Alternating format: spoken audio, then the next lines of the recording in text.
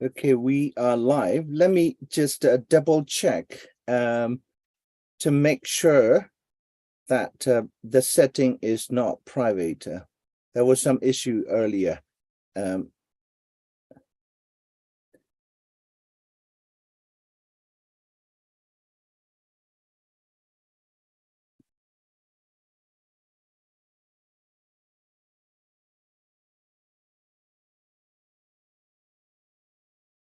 Yes, we are all good.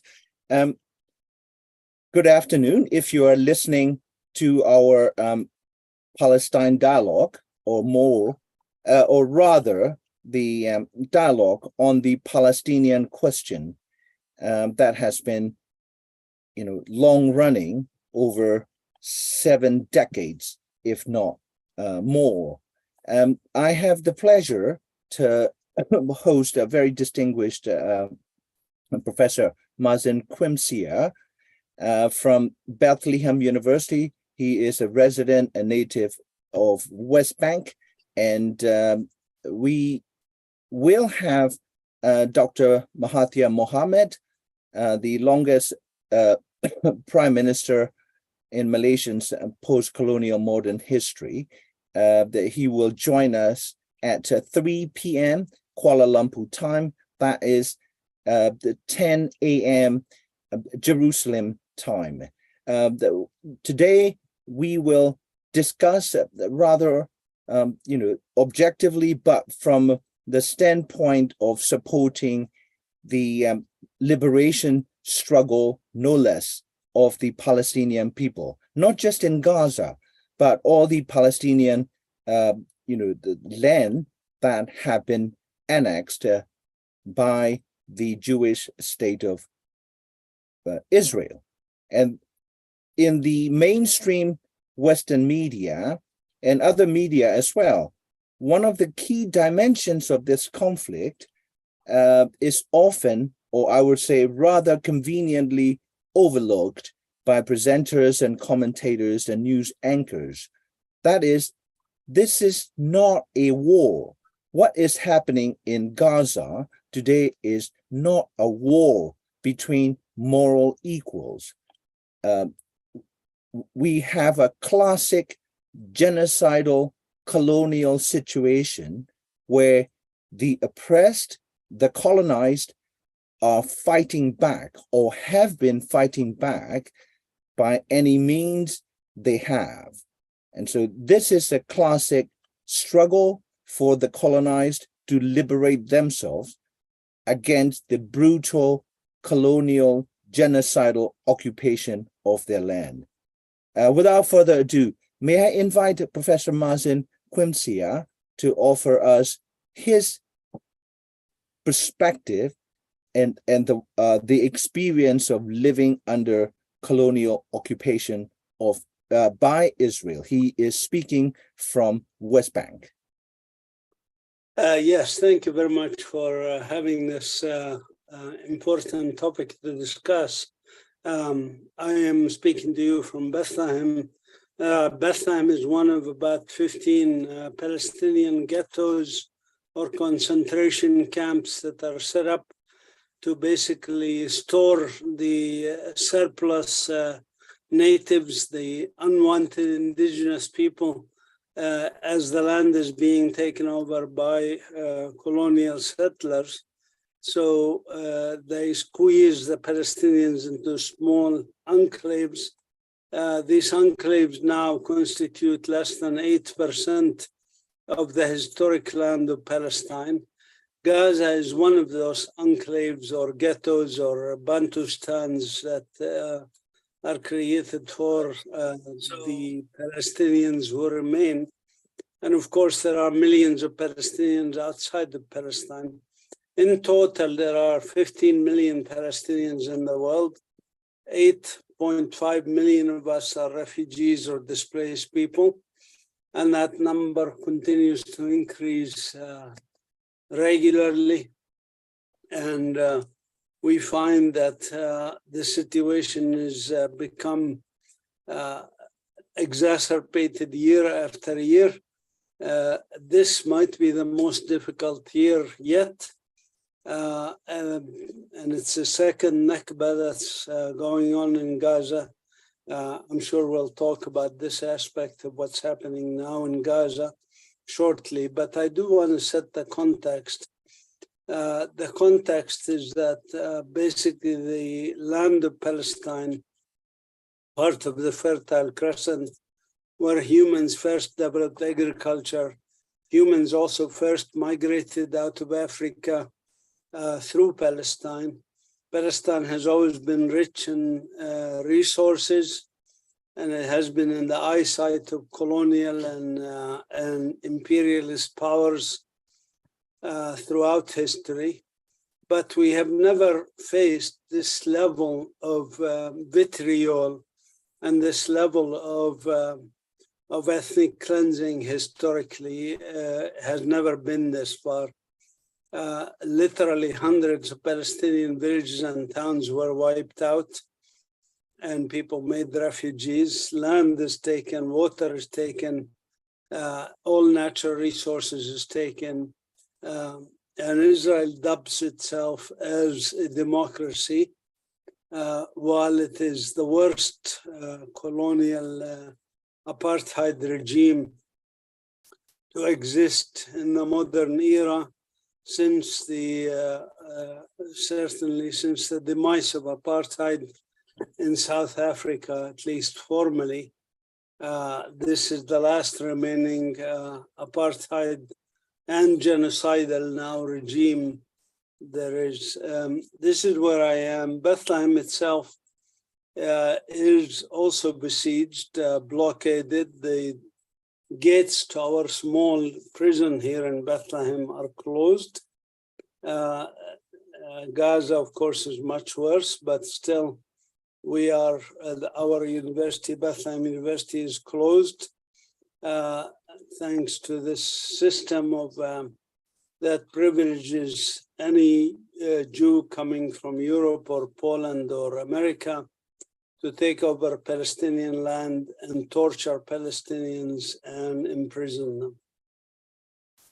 Yeah, some years ago, Sir Gerald Kaufman, who was the British Jewish member of the Parliament in London, addressed the British Parliament.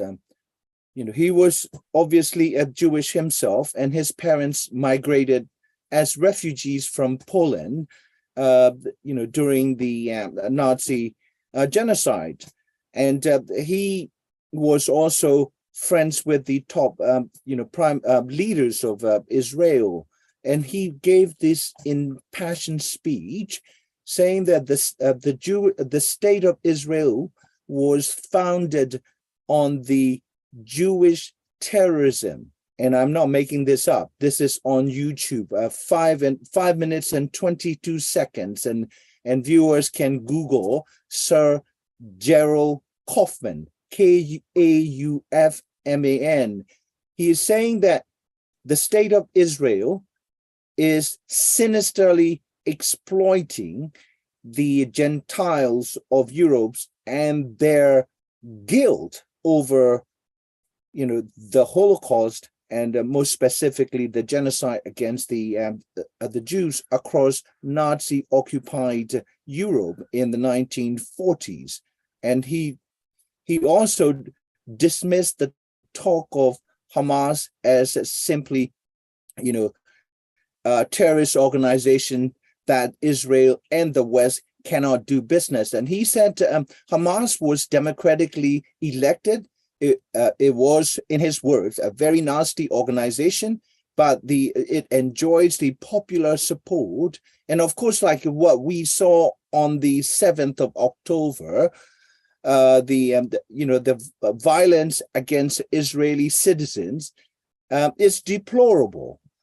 But as you said, the context, the historical context, and the nature of occupation that needs to be properly understood before we get fixated on violence and counter-violence. This is a vicious cycle that has been going on and the cancer, as many of us see, who are sympathetic to the Palestinian people who have lived under the brutal colonial occupation by the state of Israel, that has now declared itself officially Jewish state. So can you shed some light on this vicious cycle of violence and the popularity that Hamas enjoy? Because this is being criminalized in the United Kingdom, or like their attempts to criminalize any support for Palestine. In UK and France yesterday announced that the protest in support of Palestinians would be banned, right? So there is rather extraordinary events happening to demonize, and criminalize those of us who wish to support the oppressed and the colonized, and not toe the policy and Western line of giving Israel anything it wants, impunity, arms, while Israel proceeds with this savage slaughter and destruction of Gaza. Well, here I must, disagree with you slightly on the use of language.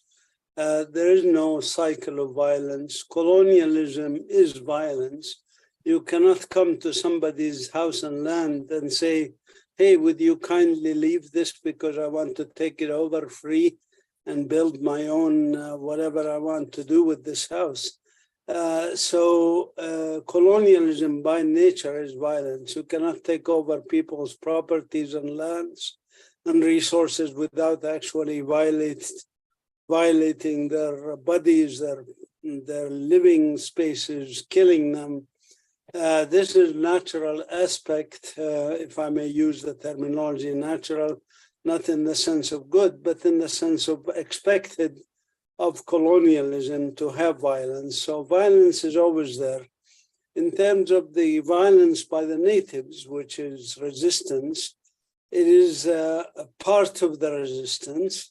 Most resistance is non-violent. Of course, 99.9% of the resistance is non-violent.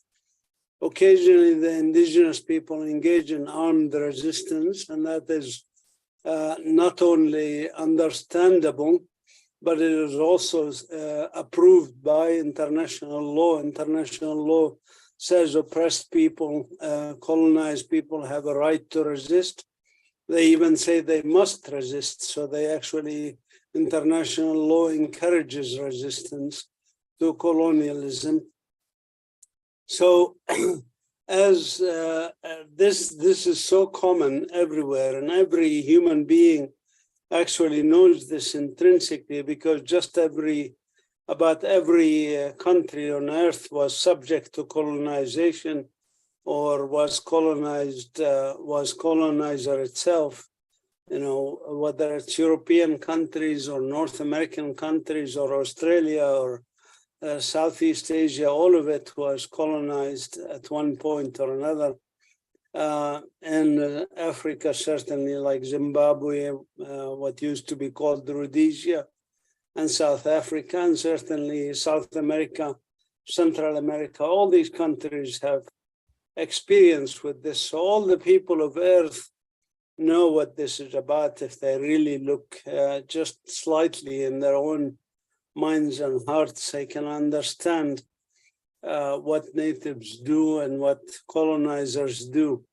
It is not magical and it is not unexpected that colonizers use genocide as they did in the case of Australia and in the case of the country that became known as the United States of America, where millions of people were killed.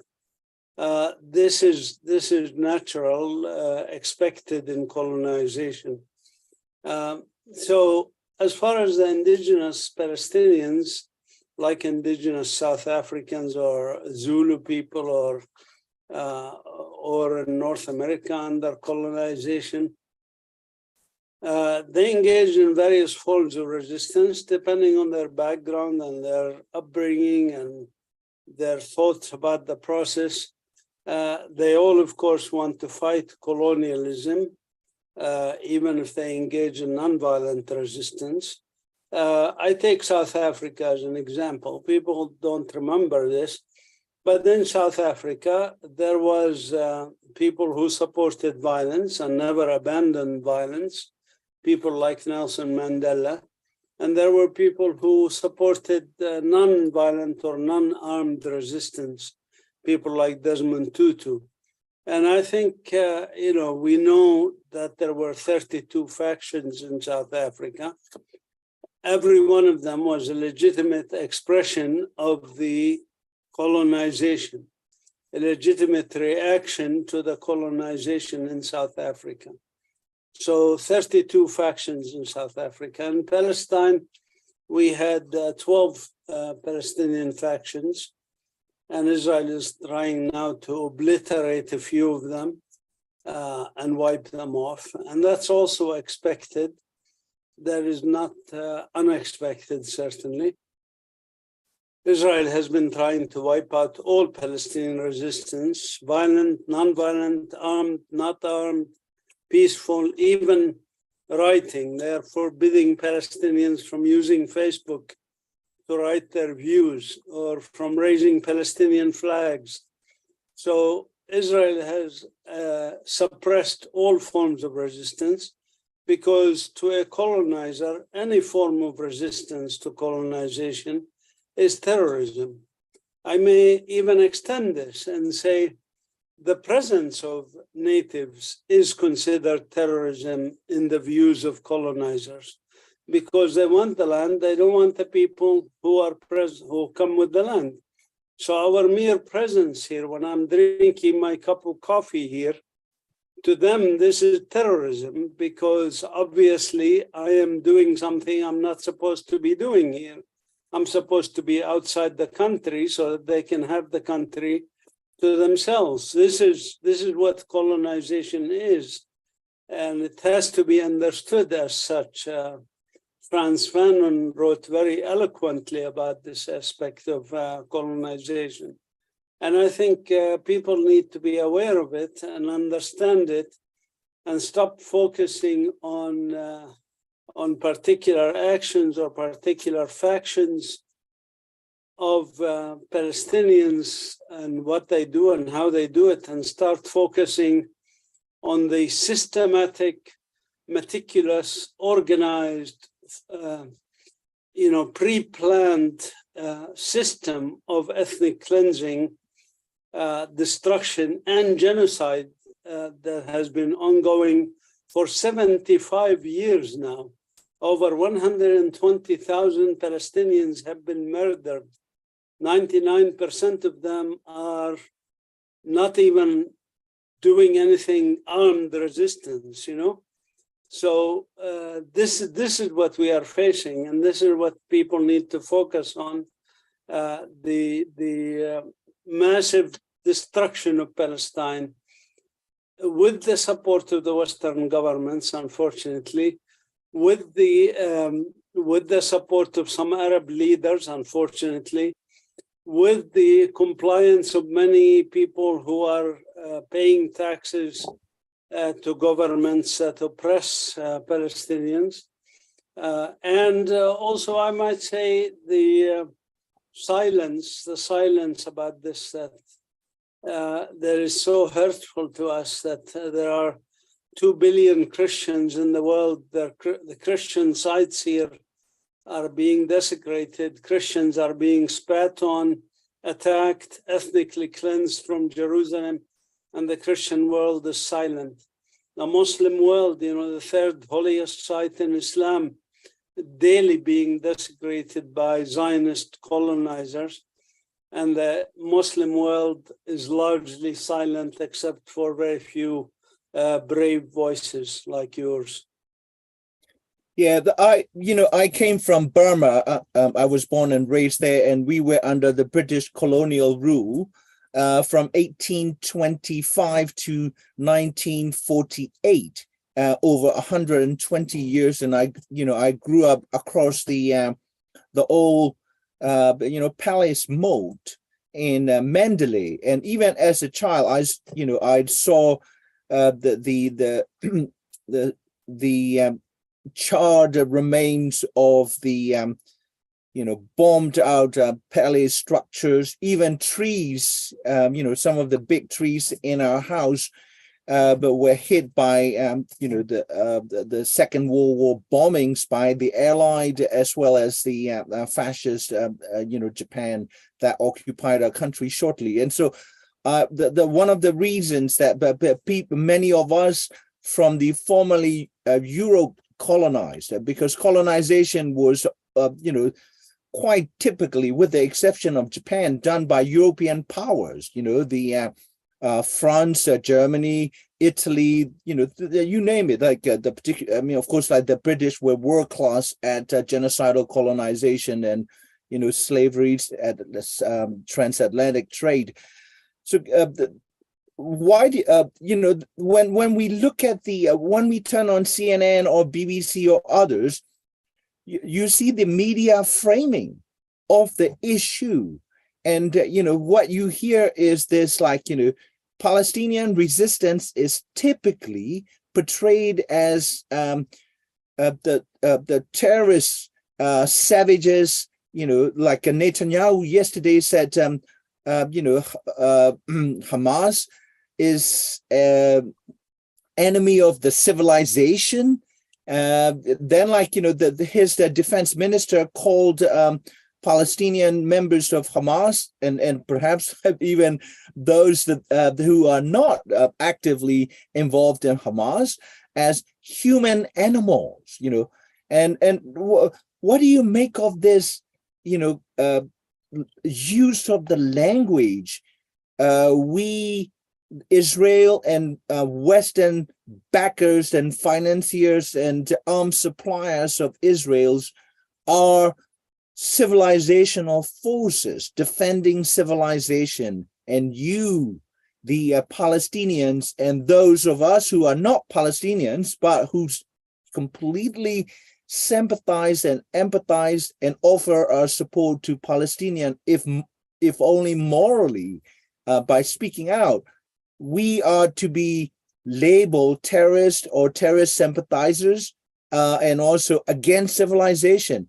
The way you describe it, and that are also corroborated by the facts that we know coming out of the United Nations, investigations and human rights organization, even something like Human Rights Watch, a mainstream human rights organization, documenting meticulously Israel's breaches, numerous and repeated breaches of international norms and international law, and what we might call civilizational norms. And yet we are treated to this, highly distorted framing of Palestinians and liberation movements. It's not just Hamas. PLO under the late the chairman Arafat was also labeled a terrorist organization as well, as you would very well know. Can you talk about how your struggle is discussed in the Western media and in policy circles, and using the language of civilization, and yet backing the savage genocidal onslaught on Gaza?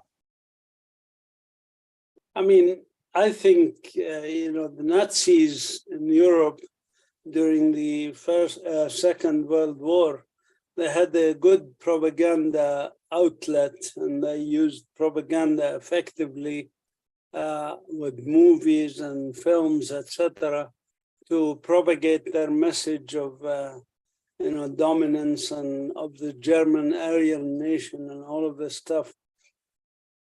I think they were amateurs compared to what the Zionists are able to do with the media. The Zionists knew from very early on, and I studied this history in the 19th century as the Zionist movement was developing, They said there are two aspects we have to manage well, the media and political lobbying in the West. And we can see the fruits of their labor. I hate to admit this, but they were very good. They were very good at manipulation of Western leaders and Western media in such a way to vilify Arabs, vilify Muslims, promote Zionism, promote the idea of supremacy for Jewish individuals. This is what they have done very successfully, I might say, so that one Israeli person said about the New York Times, he said, if Israel decides to put Palestinian children in cans and sell them, the New York Times will be talking about its nutritional quality. This is how, whatever Israel does is acceptable. And the Western media just regurgitates the talking points fed to them, literally fed to them daily, on a daily basis. There are whole arms of the Israeli media industry, I call it, that are out there disseminating information and challenging truth around the world, truth about resistance, truth about colonization. They challenge all of this, and at the same time, they keep putting out their own myths about Jewish return to the homelands, about Jewish technological superiority, that Israel is a technological hub because of its own industrial prowess and innovation and making the desert bloom, and all this lies after lies after lies. Israel is actually one of the most environmentally catastrophic countries on earth. Israeli military alone damages the environment more than all the Palestinian population put together in terms of greenhouse gas emissions. Israel uprooted millions of Palestinian trees, native trees, and what they planted, they did plant some trees, but what they planted were European pine trees that were very harmful to the environment. I could go on and on, but basically the bottom line is they are very good at propaganda and at lies. And unfortunately, the Arab and Muslim world and the Christian world and people of conscience around the world seem to be silent and seem to be, subservient and are willing to be enslaved rather than think or analyze or find the truth. Right.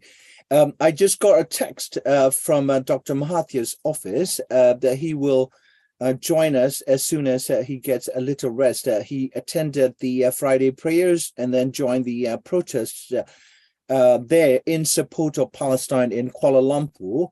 And he is 98 years old, and he is getting a little rest, and he will join us most definitely. Just to let the viewers know who also wish to hear from Dr. Mahathir Mohamad. I want to return to your point about Nazi propaganda.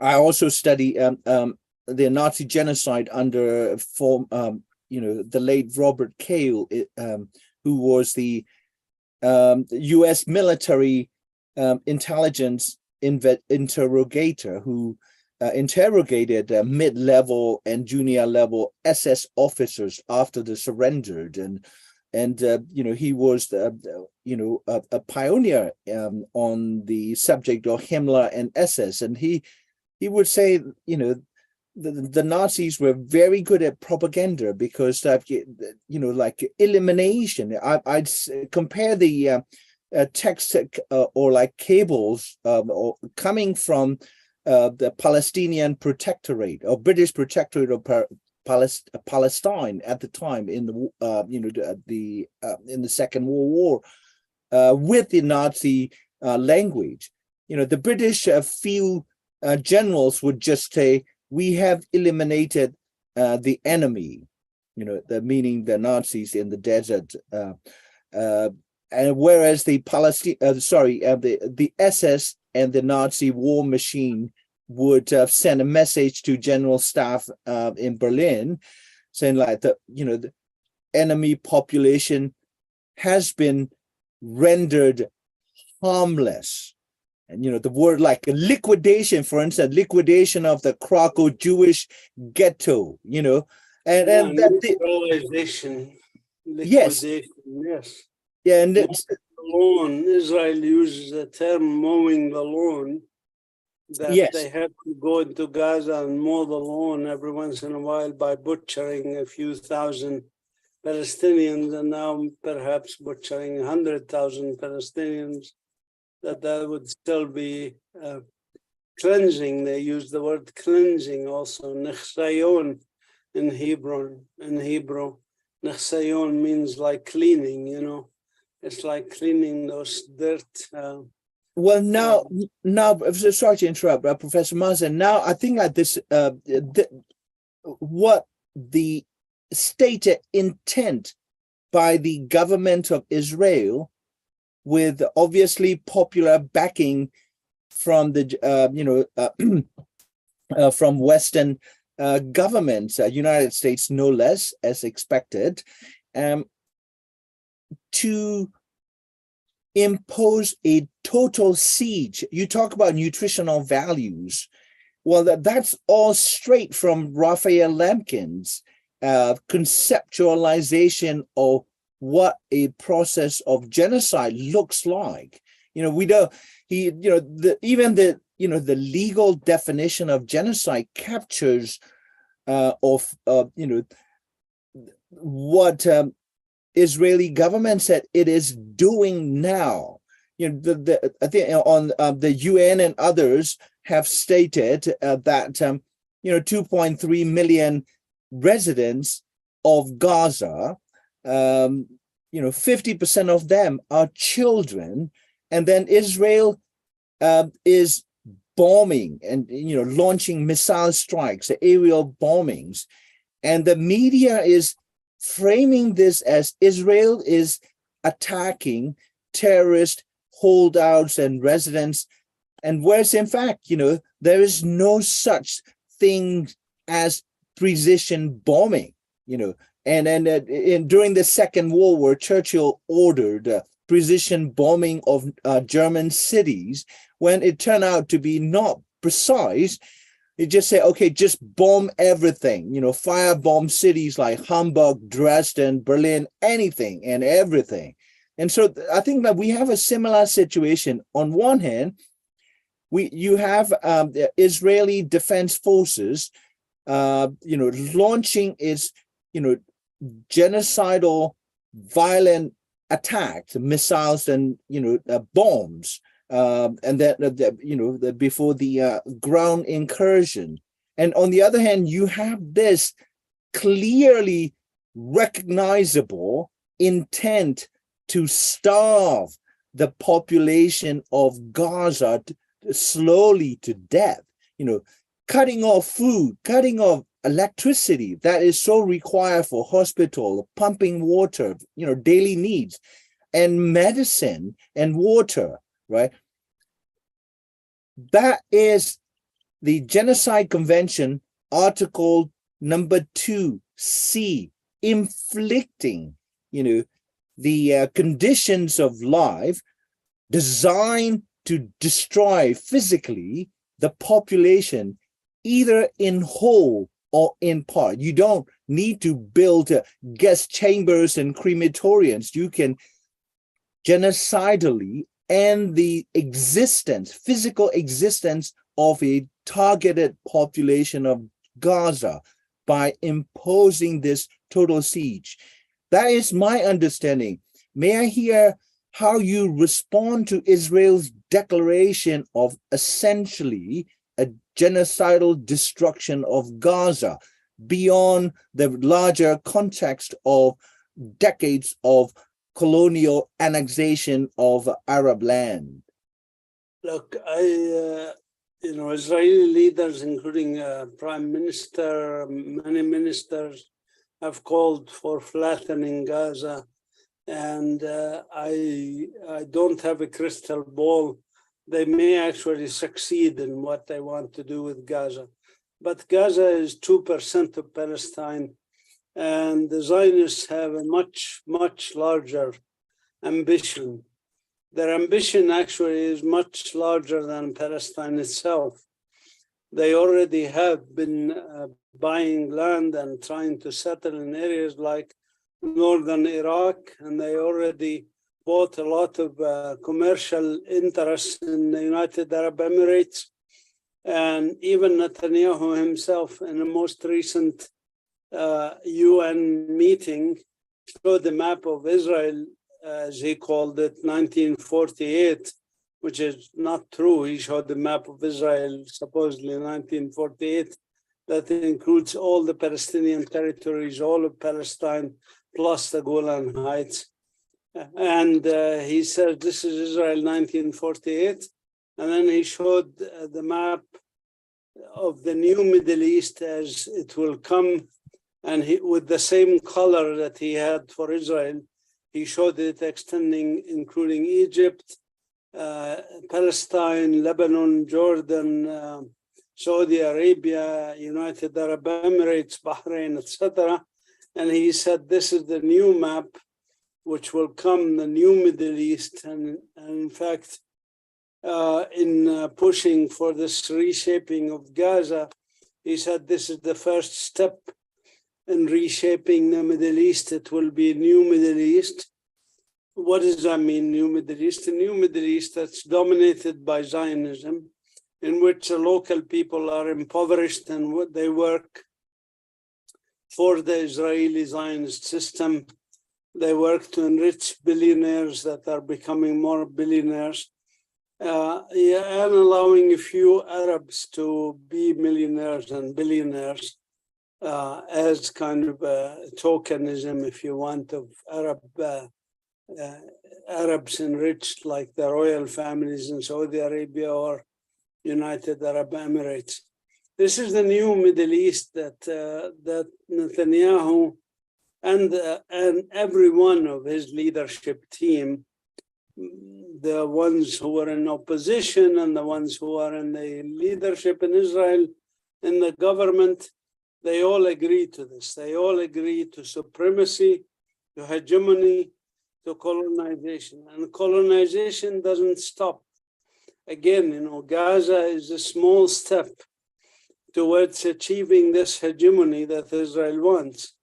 That's why we, the Palestinians, are basically the sacrificial first lambs on this altar of Zionism. If we don't resist, if we didn't resist, actually, historically, Zionism would have done this decades ago. The Palestinian resistance is the only thing that stood between Zionism achieving its goal, which is, again, far more than the issue of dominance of Palestine and calling it Israel.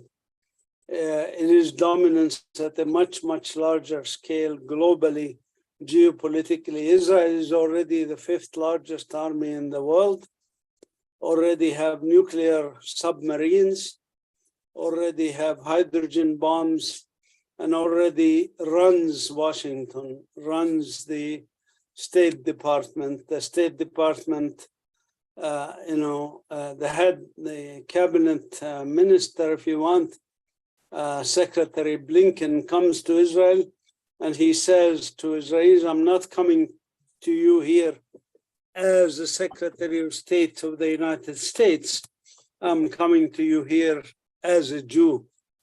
What does that mean? He's a Zionist. And of course, to him, Zionism is much more important than the United States or the future of the United States.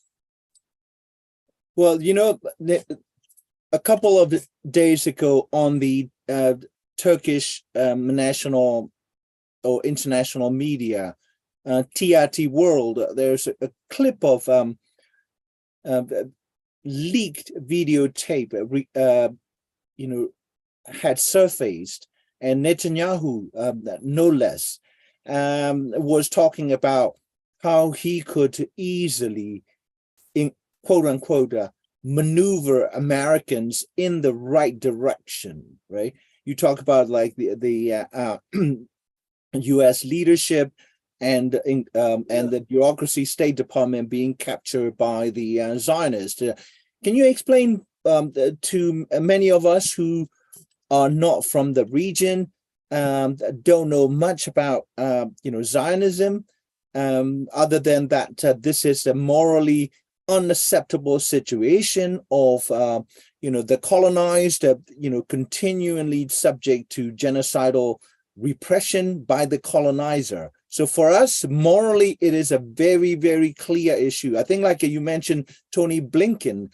I also heard him on the press conference on telly yesterday, standing next to the president of Israel, saying that the United States support you today, tomorrow, and then every day. And then he talked about moral clarity, and then all despite the Israeli retaliatory the strikes against Gaza, killing children and elderly people completely unarmed, including babies and toddlers. So can you talk about first what Zionism is, and has been doing to the Palestinian people? Well, I do want to also comment on the part that you said about Blinken. Blinken refused to ask Israel even a simple request to respect international law and stop killing civilians. And I must correct your notion that this is retaliatory. Israel has been killing Palestinian citizens, civilians, long even before it was founded, before any kind of Palestinian armed resistance. There was Palestinian civilians being butchered on the altar of Zionism, because, as I said, you cannot do colonialism, and Zionism is colonialism and it is racism. You can't do it without killing civilians, without removing them from their lands. So Blinken obviously is simply regurgitating whatever Netanyahu and his people, and Netanyahu is also an American, by the way, will tell him to do. He's a partner in crime, so there is no issue of moral ambiguity here. He's very, very clear. He's very articulate. Both Netanyahu and Blinken and Biden, I might say, are all very clear about where they stand. They stand with oppression. They stand with colonization. And they have always stood with colonization. It's not a new phenomenon. It is not in reaction to Hamas or anything else. It has been going on even before Hamas was created. President Biden, when he was a senator, long before Hamas was created, he said, "I'm a Zionist. You don't have to be a Jewish to be a Zionist." And he knows what he's saying. He's not a stupid person, So I think it's very clear to us. It should be clear to us who the enemy is, who the oppressors are, and what their intention is, and what they want to do. And they have been saying it themselves. It's not like secrets, from Ben-Gurion himself, Herzl himself. Herzl said there's no space in this country for two people. It's either us or them. The Palestinians have to go, the Arabs have to go. Ben-Gurion said the same thing, kick them out, expel them. Every Zionist leader said this. And the West the West who supported them knew this.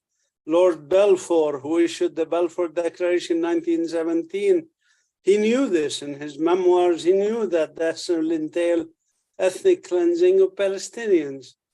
Every Western leader who supported Zionism, and we can talk about why they supported Zionism, but sometimes against their own people's best interests, but that's a separate issue.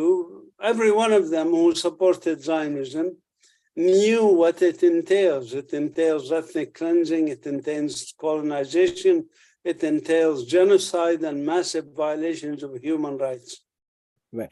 Yeah, you mentioned the Netanyahu being an American, also I think Golda Meir, she was born in Milwaukee, which is about an hour and a half drive from where I studied at the University of Wisconsin in Madison.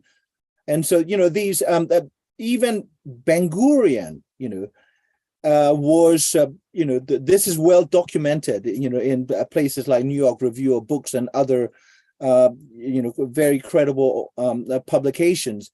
Ben Gurion was the founding prime minister of Israel, and he was known to have ordered to line up, Palestinian villagers, about 100, 200, and simply execute them summarily, so that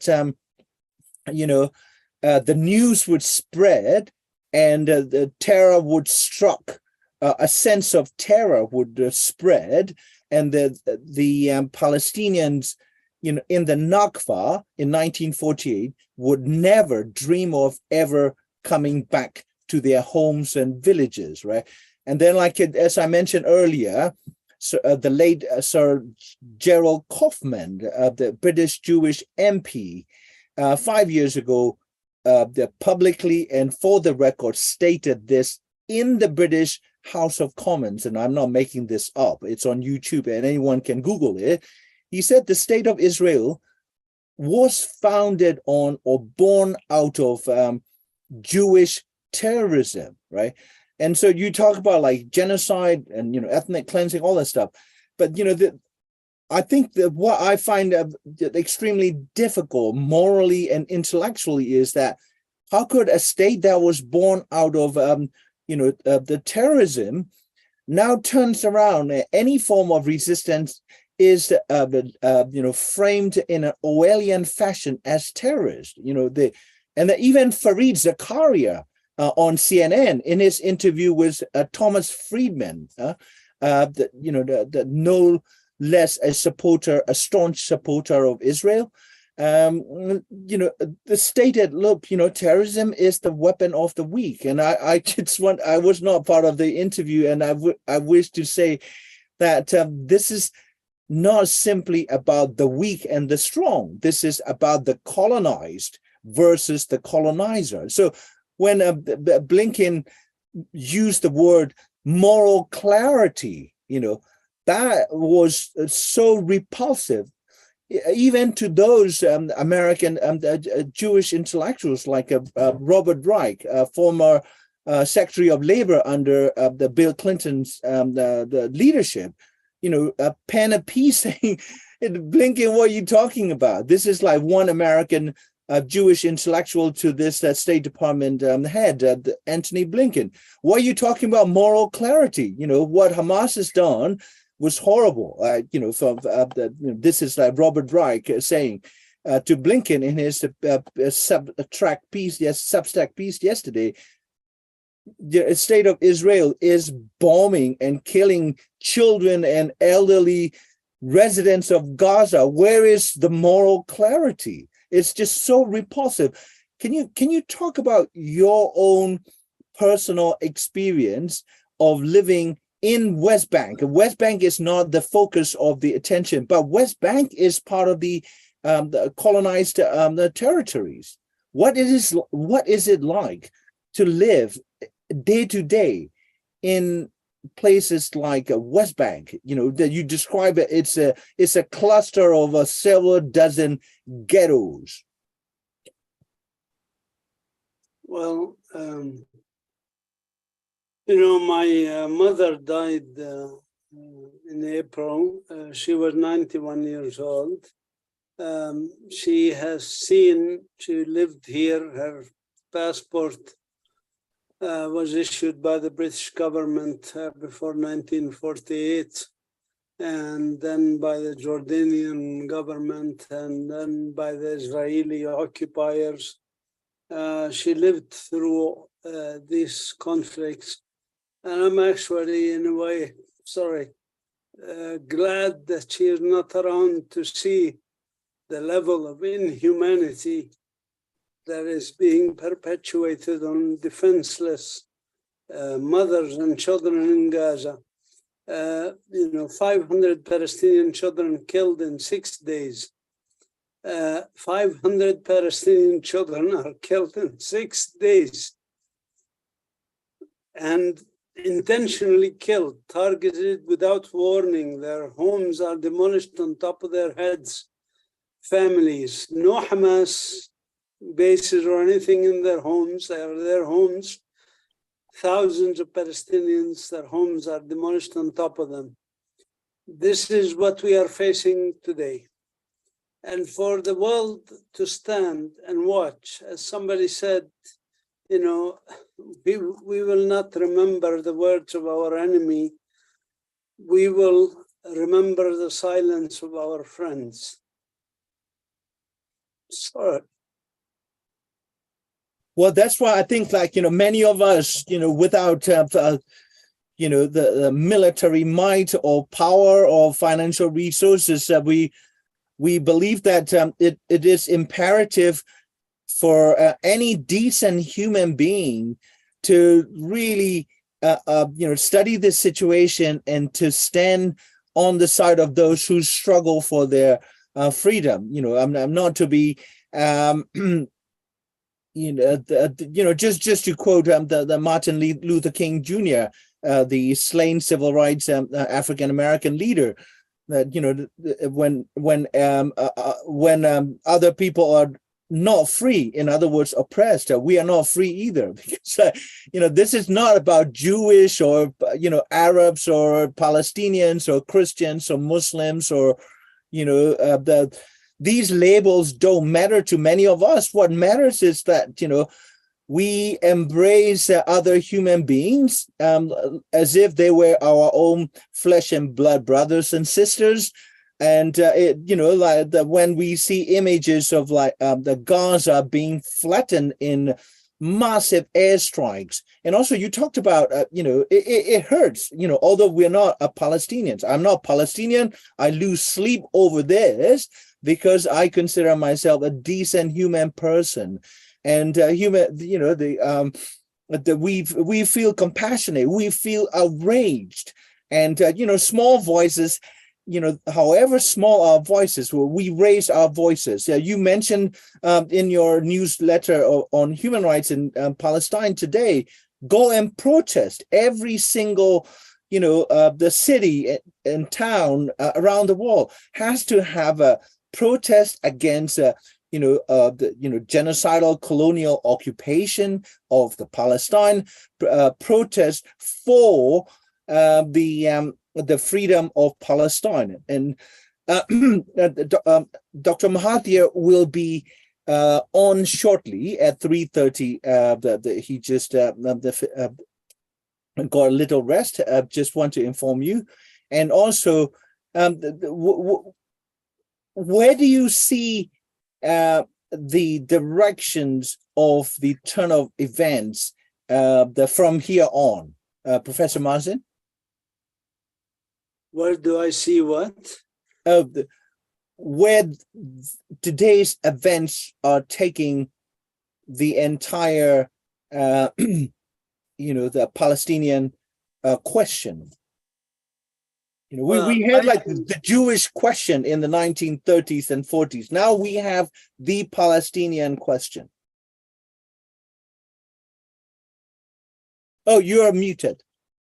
what is happening very, very dangerous globally, not just in Palestine, because basically what the West is saying, international law is not important. International law is used only when it is convenient for oppressors.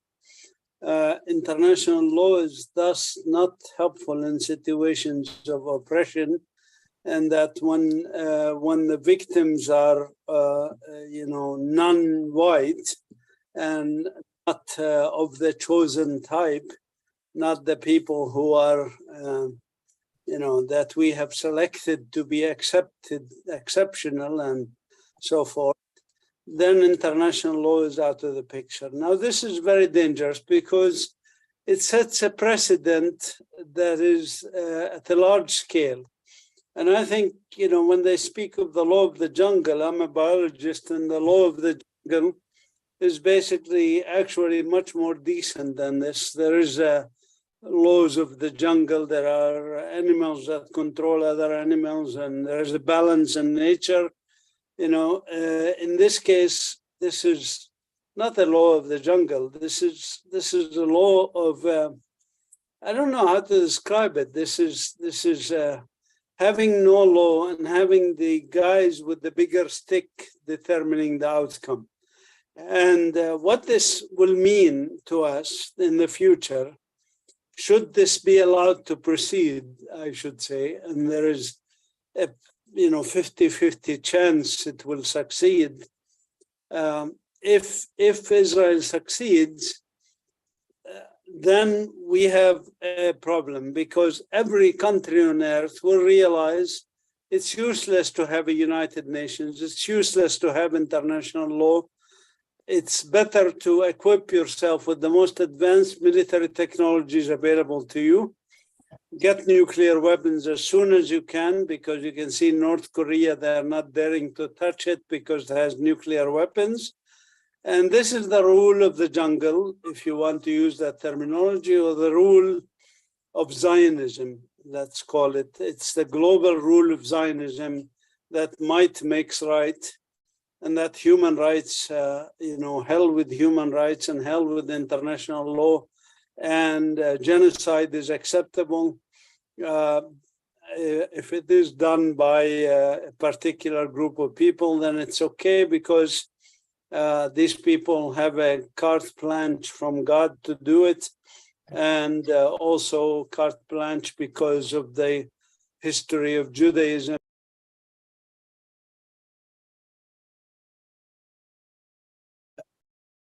Your microphone's muted. Yeah. You talk about international law, and that we hear from the Dr. Mahathir will be soon on the talk, and so if you can please stay on for a few minutes.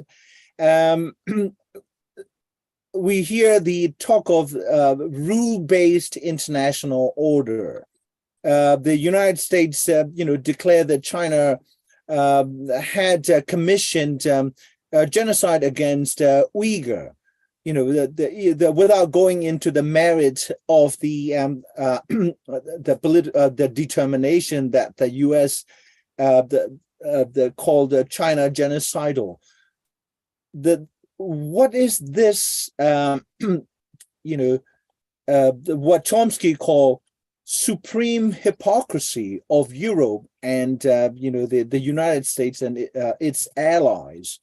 On one hand, you've got the discourse of democracies and dictatorships and civilizations versus the terrorist savages, if you will. But at the same time, they're committing every single sin that they accuse others of committing. So in your long decades of human rights activism, how do you assess the situation?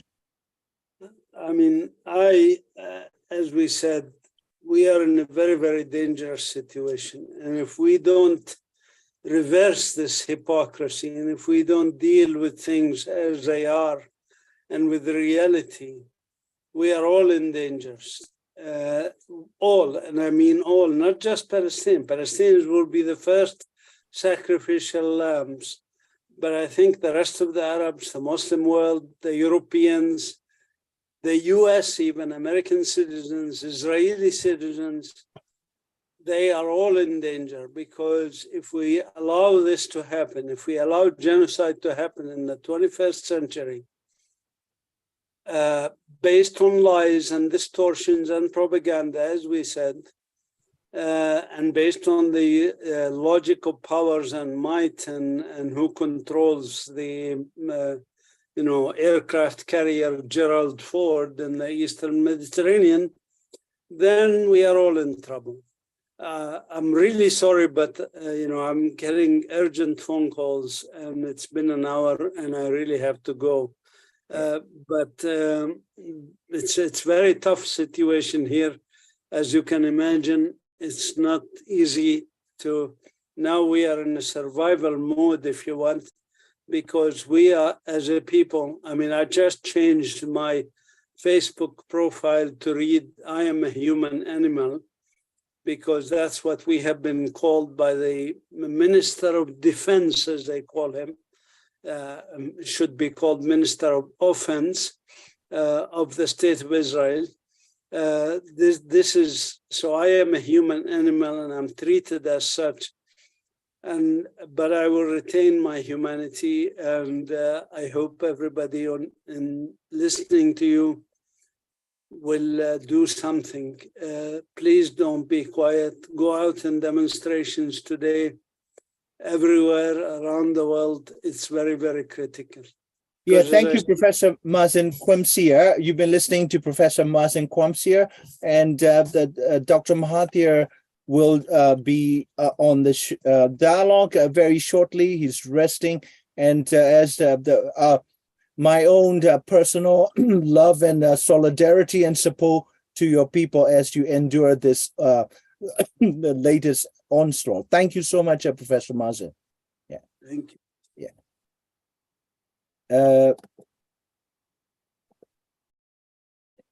Yes.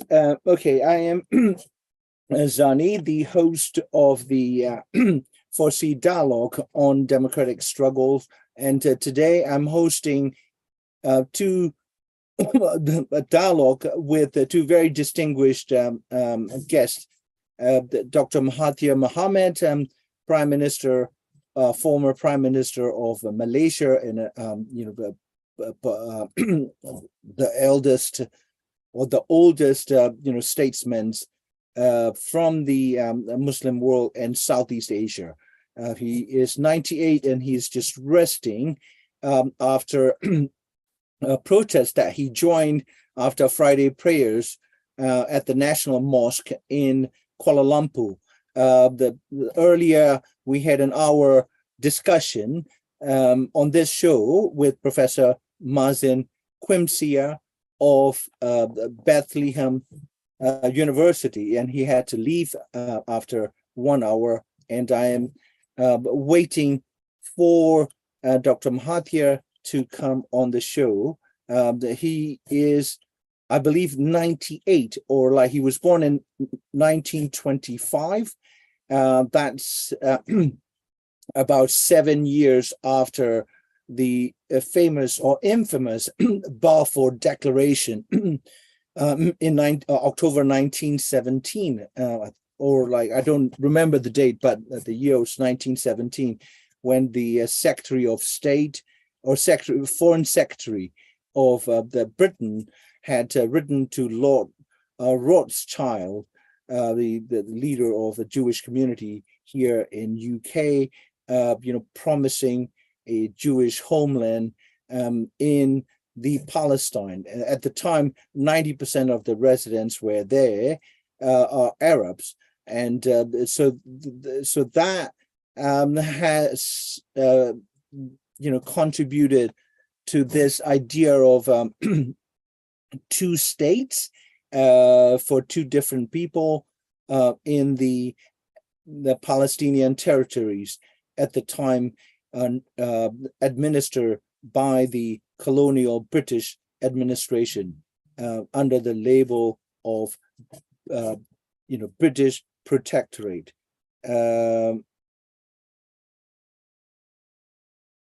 Okay, I have sad news, bad news for the viewers and myself. Here is an update from Dr. Mahathir's office. He said, this is what it reads.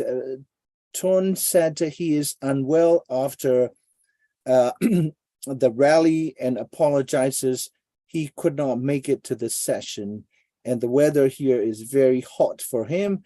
And he said that he would reschedule the interview, and then, or if not, we will record it and then air it. So he apologizes for the inconvenience, and I'm also sorry that he could not join us because the event was billed as the dialogue with Dr. Mahathir and Professor Mazin, and Professor Mazin had contributed 1 hour of his time and thought to this dialogue. And so I'm going to end this dialogue because we've got 98-year-old Dr. Mahathir Mohamad feeling a bit unwell and exhausted after pro-Palestine support rally in Kuala Lumpur after Friday's session or prayer sessions at the National Mosque. And thank you so much for tuning in. And this live dialogue will be available after this session ends. And then I will inform the viewers and the followers of FORSEA on X or Twitter and other social media forum when Dr. Mahathir's dialogue will be rescheduled. And thanks so much. And we support the liberation struggle of any oppressed people, whether they are called Palestinians or Myanmar or Burmese or Uyghur people, wherever they are, whoever they are, whatever their faith. It doesn't matter. What matters is that we stand with the oppressed and the wretched of the earth, as Frantz Fanon would say. Thank you so much and have a wonderful day.